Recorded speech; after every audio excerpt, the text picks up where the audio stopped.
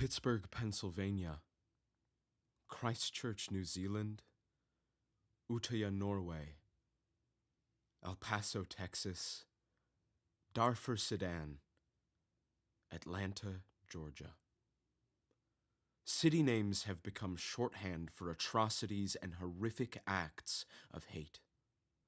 But hate extends far beyond the violent attacks that get headlines and into our own backyards. It is the threat of violence against our Black and Hispanic neighbors, harassment of our Asian friends, property damage at our neighborhood mosques and synagogues. Many people are the target of hate every day, simply for who they are and what they believe. Each act of hate is unique and must be understood on its own terms, but the global, cumulative impact must also be understood if we hope to push back. The path towards a better world depends on a deeper, broader understanding. Data provides a critical tool in building this understanding, but too often that data lives in proprietary silos, preventing us from seeing the full picture. As part of the Eradicate Hate Global Summit, we have begun an unprecedented effort to bring together data on acts of hate from around the world. By bringing together data from 15 groups that include over 1 million acts of hate over the past 35 years, we are starting new translational collaborations to inform our efforts against hate. Consider what data can show us about the diversity of hate. This animation shows reported incidents of anti-Semitism in the United States from 2002 until today.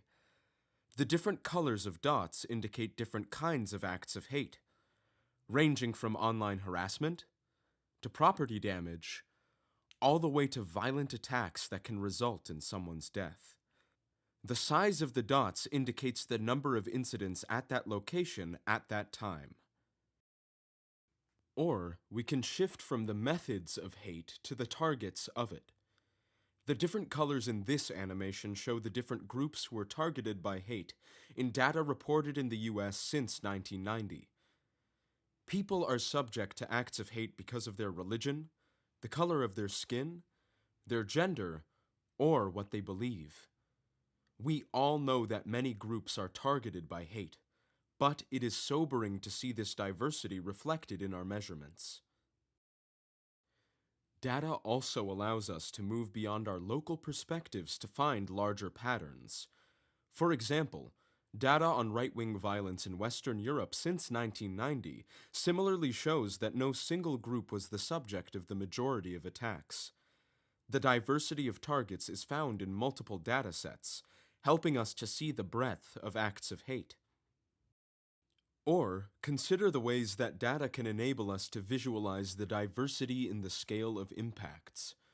We can change our visualization so that the size of the circles now indicates the number of casualties from that act of hate. We can see that our data includes incidents from the small to the massive. The global picture is breathtaking when we layer all of this data. Extreme acts of hate get the headlines.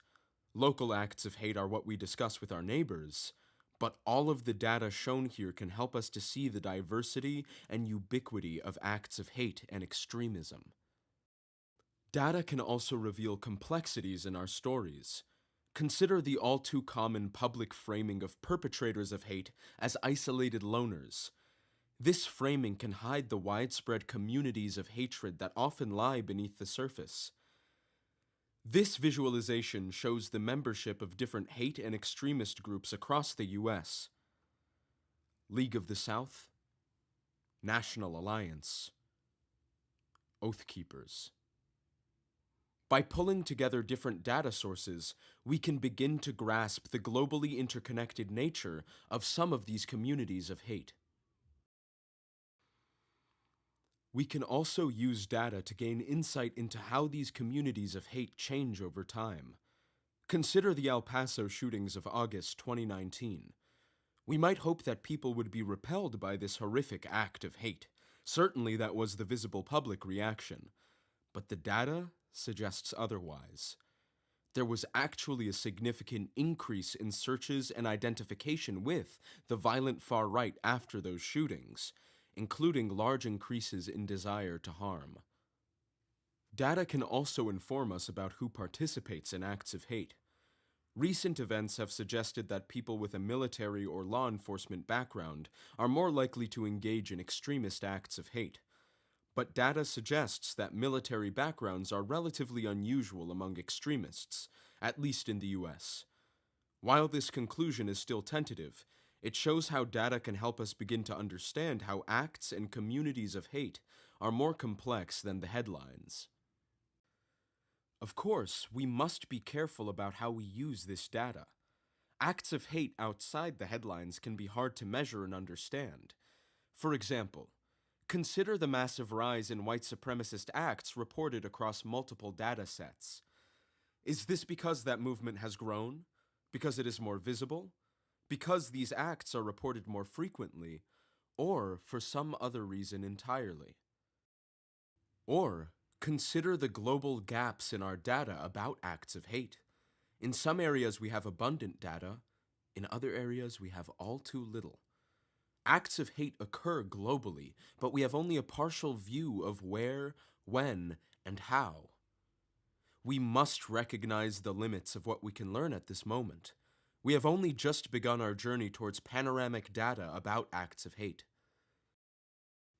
In partnership with the Collaboratory Against Hate, we are working to identify additional data sources that can help us to move beyond the headlines.